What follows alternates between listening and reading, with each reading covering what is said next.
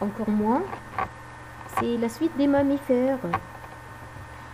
Et c'est la fin aussi des mammifères et la fin du cours, avec la systématique des vertébrés. Alors on était aux artiodactyles avec le nombre de paires de doigts. Les doigts, le doigt 1, donc c'est l'autre ordre.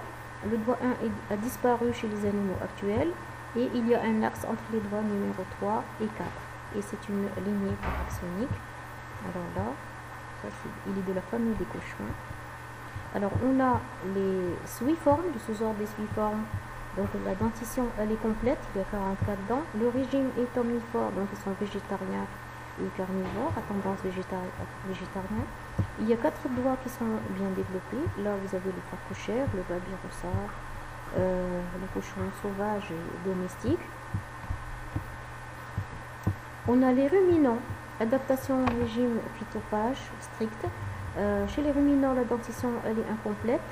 Il n'y a pas d'incisive, hein, il n'y a rien à la mâchoire supérieure. Voilà, il n'y a pas d'incisive. Canine pratiquement absente et présence d'une barre qu'on appelle le diastème. Vous pouvez voir la mâchoire chez le mouton. Retour des aliments depuis l'estomac vers la bouche et c'est ce qu'on appelle le phénomène de rumination, comme chez les vaches, les moutons, etc. On a les cervidés parmi les ruminants qui ont 4 doigts de taille inégale. Il y a 2 qui sont très petits en arrière qui ne touchent pratiquement jamais le sol, comme chez le mouton. Il y a 2 qui sont bien développés, sur lesquels ils marchent. Présence de bois, qui sont des os, voilà, recouverts de peau. La peau, elle peut tomber, les bois tombent et repoussent chaque année. C'est un caractère sexuel secondaire. Il y a les bovins, les ovins et les caprins chez les bovidés. Il y a 2 doigts médians et 2 petits qui sont sous forme de vestiges, c'est comme des ongles. Présence de cornes, enfin, ils ont des cornes, ce sont des os qui sont non recouverts de peau, mais de kératine, pas de perte annuelle. Ici, c'est une croissance qui est continue, caractère sexuel secondaire, donc il y a ceux qui perdent les cornes et ceux qui ne les perdent pas. Ensuite, on a les giraffidés, c'est un ruminant aussi, il y a 2 doigts médians, seuls. Présence de cornillons, donc elle n'a pas de cornes, elle a de petites cornes aussi. Ce sont des cornillons, c'est un os avec de la peau, mais pas de kératine, pas de cornes, pas de bois et pas de perte. Alors voici la girafe qui se donne beaucoup de peine pour boire parce qu'elle a un très long cou. On a les camélidés qui sont aussi des ruminants. Il y a 2 doigts médians seuls. Alors il y a le chameau avec une bosse, le dromadaire avec 2 bosses et on a ça c'est le lama. On a les dermoptères qui ont 4 membres et une queue réunis par un patagium. C'est comme des ailes.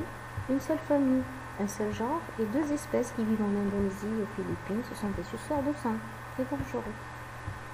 On a les chiroptères, c'est la famille et les mégachiroptères et les microchiroptères. Donc il y a les grands et les petits. Alors les membres antérieurs sont transformés en ailes. Les doigts sont très longs, réunis avec les membres postérieurs et la queue par un patagium. Donc tous les membres sont réunis par un patagium qui va leur donner comme des ailes. Ils sont adaptés au vol. Leur thermorégulation elle est imparfaite. C'est pour ça qu'ils hibernent. Le régime alimentaire, soit ils mangent des fruits frugivores, insectivores et des fois hématophage. Alors regardez ici la dentition. Ils n'ont pas de yeux, donc la plupart sont aveugles. Les dents sont pointues. Ensuite, l'ordre des chiroptères, les micros qui sont très très petits, avec plusieurs familles, les molossidés, les rhinolophidés. Alors il y a 33 espèces en France, écolocation, les oreilles sont pourvues d'un tragus qui capte les ultrasons. Ça c'est la tête à l'envers parce qu'ils sont fixés par leurs clés au fond des grottes, ils vivent dans les grottes, dans le noir. Les micro-chiroptères, toujours les oreilles pourvues d'un tragus qui capte les ultrasons parce qu'ils sont aveugles. Ensuite, on a les insectivores avec le museau pointu, les dents pointues non spécialisées. Le régime des insectivores. La démarche, elle est plantigrade parce qu'ils marchent sur la plante des pieds pour la majorité. Alors on a les talpidés, les saurocidés, les hérénacidés, comme ici c'est le hérisson. Et on arrive aux primates qui ont le pouce opposable aux autres doigts.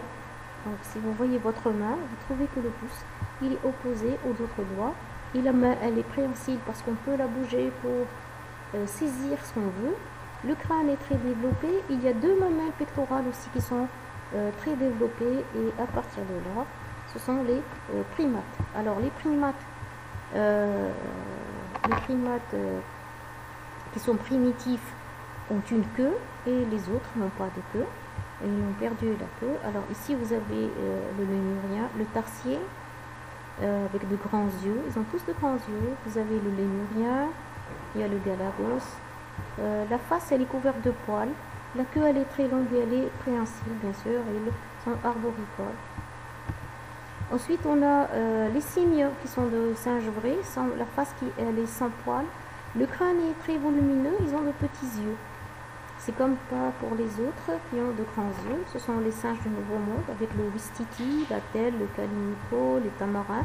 Alors le nez il est aplati et toujours la queue qui est préhensile, qui les attache au support, aux arbres généralement.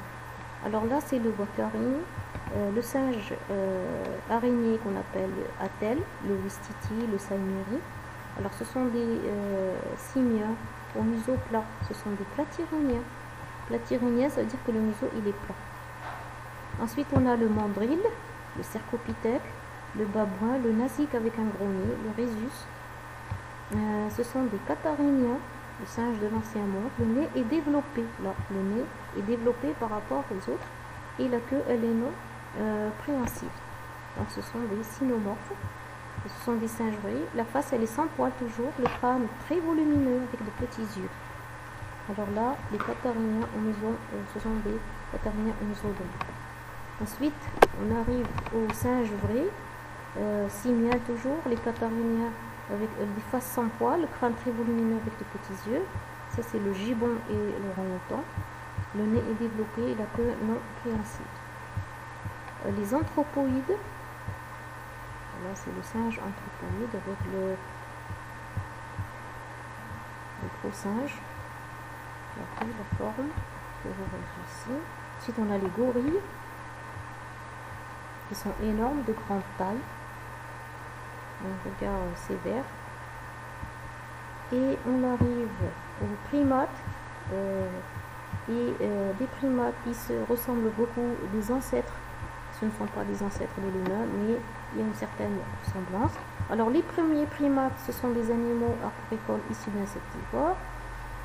Et à la fin du Crétacé, la vie, elle se fait, les animaux agricoles et qui se nourrissent d'insectes. À la fin du Crétacé, la vie, elle se fait dans les arbres. Les épaules sont articulées, mains et doigts sensibles et adroits. Les yeux sont rapprochés, permettent le chevauchement de deux champs visuels. Augmentation de la vision et du relief, donc la vision en 3 dimensions. Ensuite, il y a eu la coordination des mains avec les yeux. Il y a le soin parentaux prolongé à partir des primates et jusqu'à arriver à l'évolution industrielle, jusqu'à ce qu'on arrive à l'homme et à Homo sapiens sapiens, avant de passer avec une évolution de l'Homo habilis, Homo erectus, Homo neanderthalensis, pour arriver à l'homme. Et là, je vous dis bon courage, merci de votre attention, et avec ça, le cours est fini, et bon courage, et j'attends vos questions, bien sûr, avec impatience, et bonne révision.